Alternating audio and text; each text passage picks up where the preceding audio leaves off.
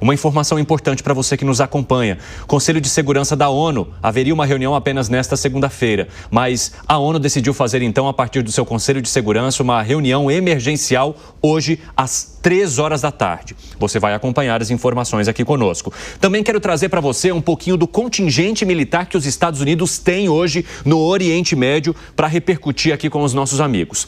Vamos lá então, que nós preparamos uma ilustração para vocês. A estimativa aproximada por país é essa aí que está na tela. Kuwait, 13.500. Na base do Bahrein, de 8.500 a 9.000. 10.000 homens ocupam ou estariam na base do Catar. 3.500 nos Emirados Árabes. 2.700 na Arábia Saudita. Jordânia conta com 3.000.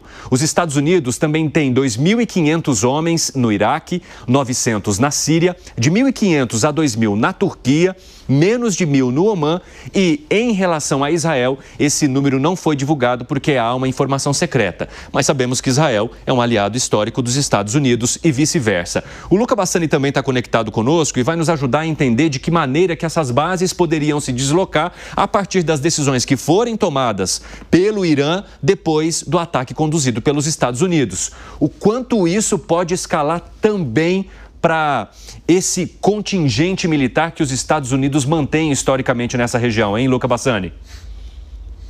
Olha, Evandro, nós observamos a partir da fala do próprio vice-presidente J.D. Vance que os Estados Unidos não estão em guerra com o Irã. Foi apenas uma operação militar em solo iraniano nas suas capacidades nucleares. Aí, como o Irã interpretará essa questão, são outros 500. Todavia, muitos analistas aqui na Europa colocam 4 possibilidades de retaliação iraniana. Uma nós já comentamos aqui extensamente, que é o possível fechamento do Estreito de Hormuz. Essa que teria o maior impacto global na economia, principalmente relacionada ao petróleo. Outra delas seria continuar com a sua guerra em Israel, aumentando a intensidade dos ataques, sobretudo em áreas civis, em Haifa, em Jerusalém, em Tel Aviv.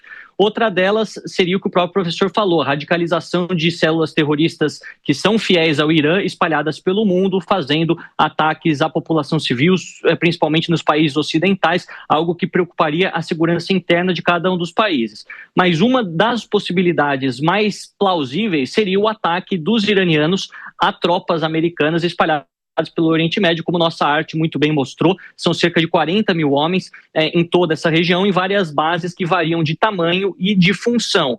Uma delas mais importantes está no Bahrein. A 5ª Frota da Marinha Americana está no Bahrein, esse que é um país até mais moderado dentre os países árabes, onde há maiores liberdades e onde também a população é bastante ocidentalizada. E a partir de lá poderia vir uma resposta ao Irã caso ataques aconteçam.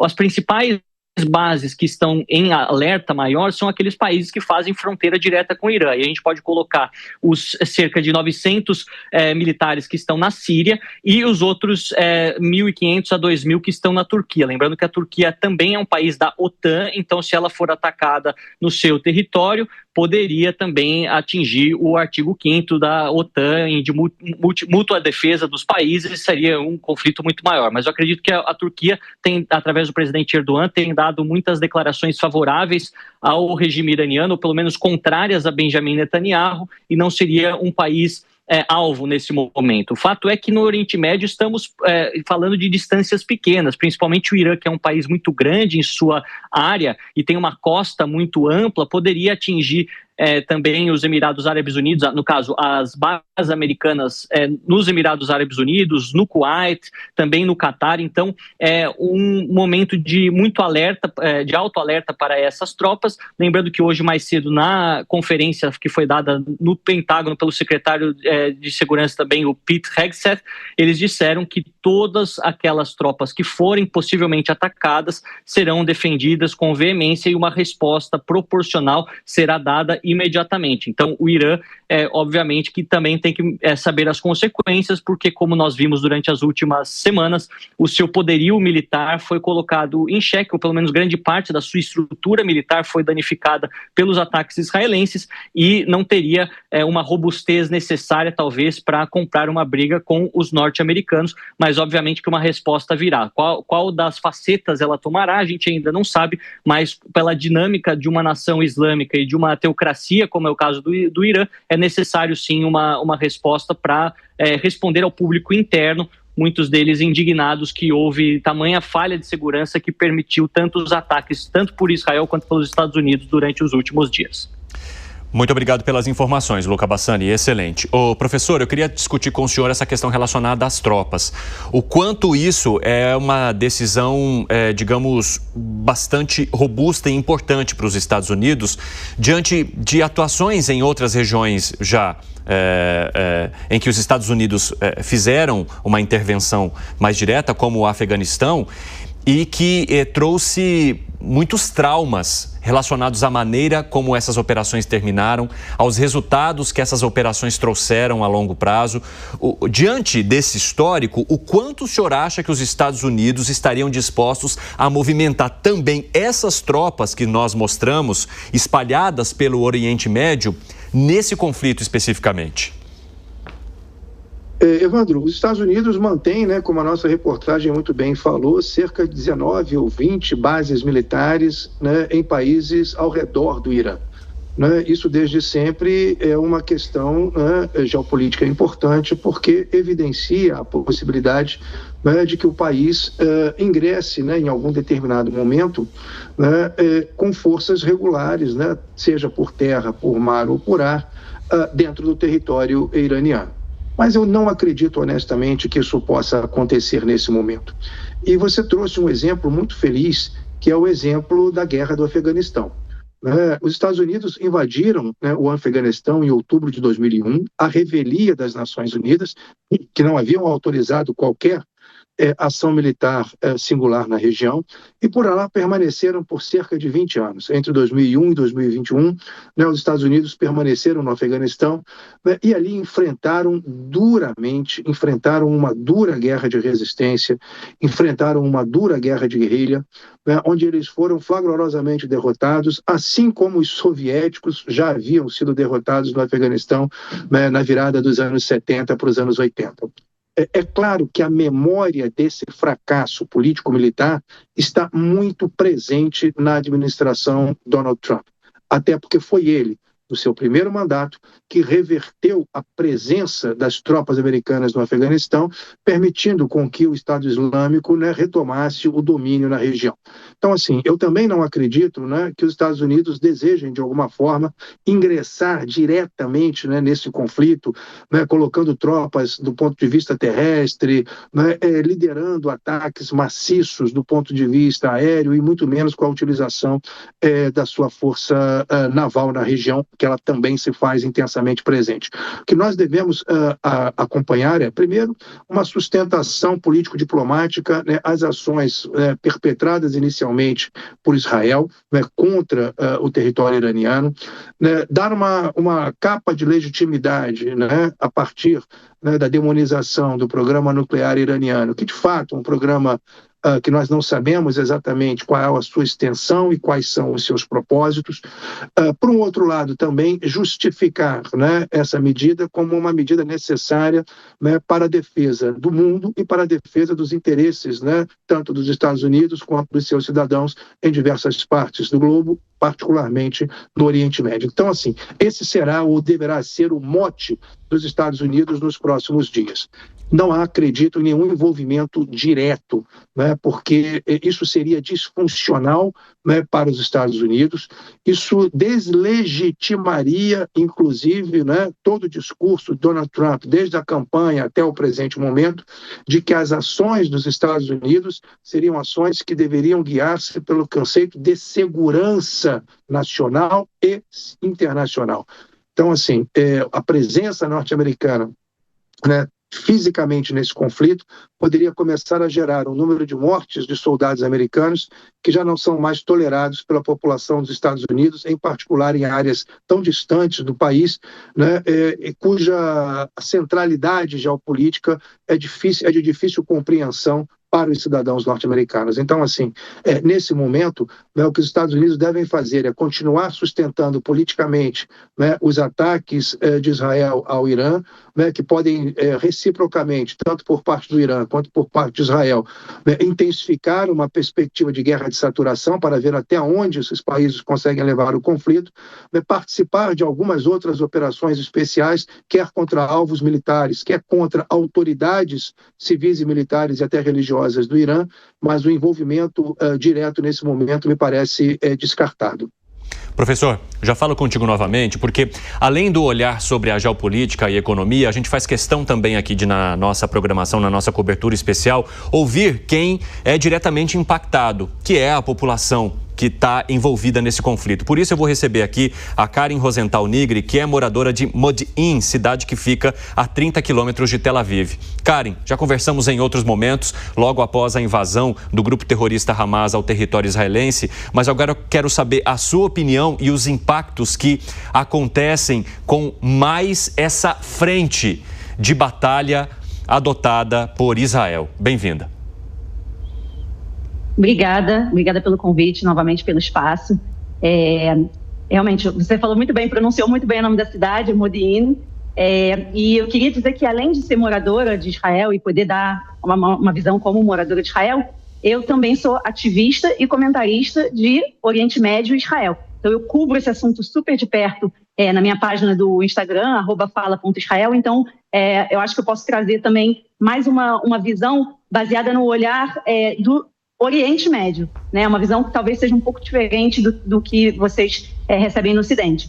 Do ponto de vista do espírito aqui do público, desde que foi reaceso, né, a guerra, e especificamente nesse capítulo em relação à guerra com o Irã, o que a gente sentiu logo no primeiro momento foi, por um lado, um receio muito grande, né? A gente não sabia o que estava vindo pela frente, a gente imaginava que ia ter uma retaliação, mas, por outro lado, uma sensação, ao mesmo tempo, de alívio e de alegria muito grande, que talvez seja difícil para quem está fora de Israel entender, mas era uma sensação geral da população, de todas as esferas, da população, de que, finalmente, a gente fez alguma coisa para eliminar uma ameaça existencial que já pairava sobre Israel há décadas, e que nunca a gente tinha conseguido fazer alguma coisa ativamente para barrar essa ameaça. Então, tinha uma mistura de sensação de apreensão com um alívio e uma alegria grande.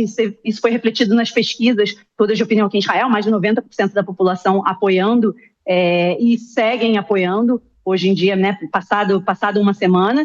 E eu acho que essa sensação de alívio e receio, né, e apreensão, ela foi reacesa ainda mais hoje, né, de madrugada, com a entrada dos Estados Unidos fazendo esse ataque às instalações nucleares do Irã, com as bombas super pesadas, né, que furam, bombas que atingem altas profundidades no subsolo. Então a gente teve reacesa essa sensação de, novamente, uma apreensão, né, o que será que vem por aí, e, por outro lado, um alívio muito grande, né, uma sensação de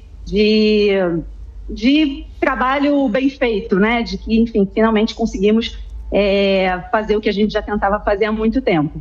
Ô Karen, você mencionou que tem esse olhar também, digamos, de estudar o que acontece na região, de acompanhar e trazer um pouco dos fatos a partir da maneira como a população dessa localidade encara e os políticos também, as decisões que são tomadas.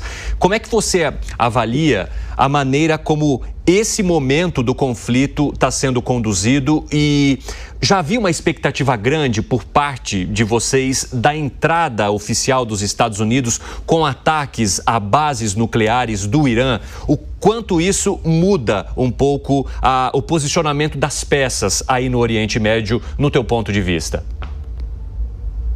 Então, essa participação dos Estados Unidos, ela já era esperada.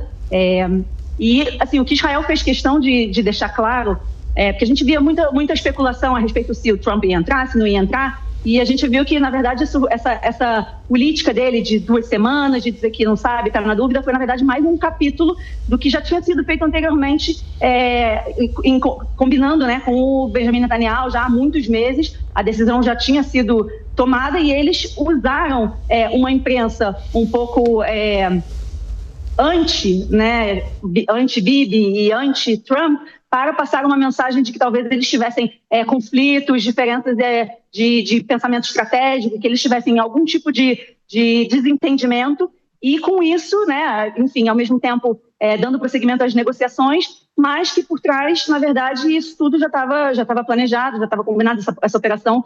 Israel já começou a tratá-la como uma operação a ser colocada em prática desde a eleição do Donald Trump. Então já tem vários meses, e eles, enfim, fizeram essa estratégia de tentar enganar, né, usando a imprensa para tirar o foco de um possível ataque militar, e eles repetiram isso nessa última semana, né? Já tinham feito, deu certo e repetiram, com todas essas falas do Trump de que precisaria de 2 semanas e de que estaria pensando em novamente voltar às negociações, quando na verdade a decisão já tinha sido tomada e eles estavam tentando de novo tirar o foco para tentar pegar o Irã o mais despreparado possível. Então, sim, a entrada dos Estados Unidos era esperada. O que o governo israelense, os membros todos, né, os ministros do Gabinete de Segurança, fizeram questão de falar era não pressionar publicamente os Estados Unidos a tomar uma decisão, e foi falado várias vezes de que Israel destruiria Fordow, que é essa instalação subterrânea mais profunda, de um jeito ou de outro, com ou sem os Estados Unidos. A gente tinha, enfim, existiam possibilidades de fazer isso mesmo que não fosse via aérea, mas que se os Estados Unidos entrassem, a ajuda seria muito bem-vinda e a gente conseguiria terminar essa guerra muito mais rápido com a ajuda e a participação dos americanos. Então, sim, já era esperado, e a expectativa agora é que, nesse momento, os Estados Unidos fizeram essa atuação pontual e eles devem entrar num momento de espera e pausa, né, para aguardar, ver qual é a reação do Irã. Eu, pessoalmente, não acredito que o Irã tenha nem capacidade militar para... e nem interesse para fazer ataques relevantes, significativos contra alvos americanos na região. A expectativa é que a gente vê que as próprias proxies iranianas, toda essa rede de grupos terroristas que foi construída na região ao longo de várias décadas, ninguém até agora reagiu em nome do Irã, né? Ninguém saiu em defesa prática do Irã com nenhum ataque militar, nem os Houthis, né, do Iêmen, que estavam bastante ativos até recentemente, o Hezbollah, a Síria, onde os parceiros do Irã, né, o Assad, caiu, também não fizeram nada, está todo mundo aguardando. Então, a expectativa é que, a não ser que o Irã ataque de fato, faça algum ataque relevante, algum ativo militar dos Estados Unidos, alguma base militar dos Estados Unidos, a expectativa é que os Estados Unidos não se envolva nesse momento, e uma possibilidade que talvez traria também os Estados Unidos de volta à ação seria se os iranianos decidissem fechar o Estreito de Hormuz, que é um estreito muito, muito importante para o mercado de energia mundial, né, o transporte marítimo. Então, da mesma maneira que os Estados Unidos interviram quando os Houthis do Iêmen fecharam a passagem que levava para o canal de Suez, né, na região, os americanos se sentiram prejudicados comercialmente e agiram, atacaram os Houthis. Um fechamento do Estreito de Hormuz pelo Irã, a gente espera que também levaria a uma ação ativa dos Estados Unidos para defender seus interesses comerciais. Karen.